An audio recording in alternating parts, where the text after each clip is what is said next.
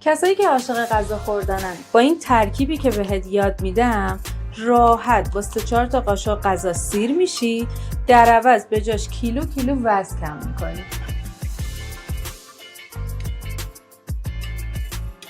من همیشه غذا میریختم تو دیس میخوردم، یعنی اصلا خیلی چاق شده بودم. من اصلا دیگه نمیتونستم به حدی رسیده که اصلا جلوی اشتهامو بگیرم.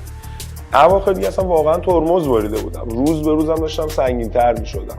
یعنی به جایی رسیدم که حتی نفس کشیدنم برام سخت شده بود. خیلی اتفاقی همین کلیپ های حیاتی رو دیدم.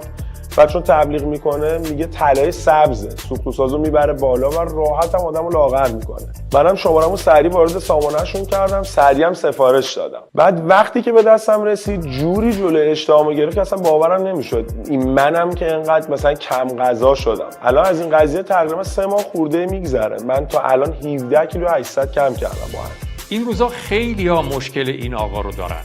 با پرخوری و بی‌تحرکی روز به روز بیشتر به خودشون آسیب میزنن. توصیه من به شما پودر جلبک سبزه. این پودر جادویی نه تنها جلوی اشتها رو میگیره، بلکه سوخت و ساز رو بالا میبره و از بدن شما در مقابل انواع بیماری ها مراقبت هم میکنه. با حضور معاون علمی و فناوری رئیس جمهور از طرح‌های فناورانه و دانش بنیان دانشگاه آزاد اسلامی تبریز رونمایی شد. کشت جلبک اسمینا به روش بیوفنس اولین بار در کشور انجام شده. این طلای سبز با داشتن ویتامین های بیشمار در حین لاغری نمیگذاره پوستتون شل بشه یا موهاتون بریزه.